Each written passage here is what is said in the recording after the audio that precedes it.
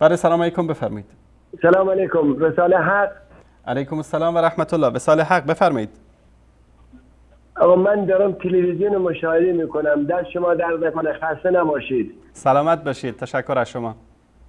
قربان. من الان نشستم دقیق تو رو تماشا میکنم، حرفایت گوش میکنم. شما خیلی بزرگواری.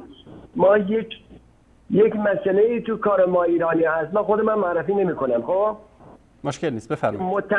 متاسفانه در دوره قبل یه مثل پدران ما، خدا رحمت کنه مرداتونه، اونا به ما یاد دادن که نباید به دوستان پیامبر توهین بکنیم.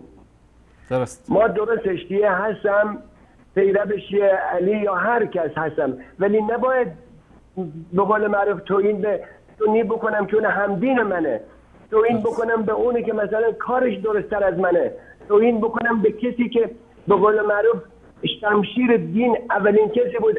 عمر رضی الله عنه کسی بود که تو یکی از منطقه‌های ایران شمشیر کشید تا مسلمان شدن. ولی متاسفانه به کی بگی؟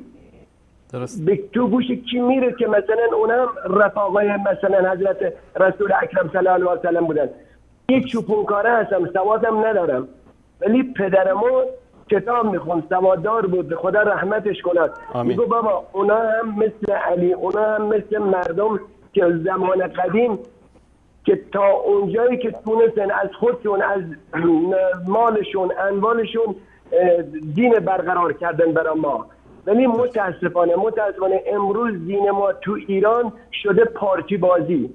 یعنی حاج آقایی که تا دیروز دنبال بزکرانیش بود، خب اومده عبای کرده کولش، به ما میگه اینطور، به ما میگه اونطور. درست. متاسفانه. ولی متاسفانه یه دیگه شما هم باید بدونین که مثلا اینجا یه کسانی هستن که واقعا نمیتونن درد دل کنن، نمیتونن حرف بزنن. درست. متوجه هستی؟ ولی اینا نمیدونن.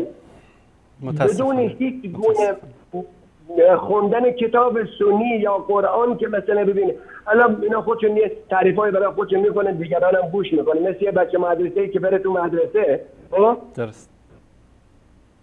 مثلا بهش یاد برن، اینا یاد میگیرن، مجبورین اینا رو بگن. یه عده آگاهی ندارن در رابطه با دین.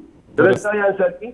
بله کاملا. من تشکر میکنم از شما. شما امثال شما بله امثال شما شیعیان واقعی علی ابن ابی طالب هستید. علی به مخالفینش توهین نمیکنه. مسلمان وقتی بگه اشهد ان لا اله الا الله محمد رسول الله، ببین حتی علی ولی ما تو از آن نداریم. درست. تشکر میکنم از شما.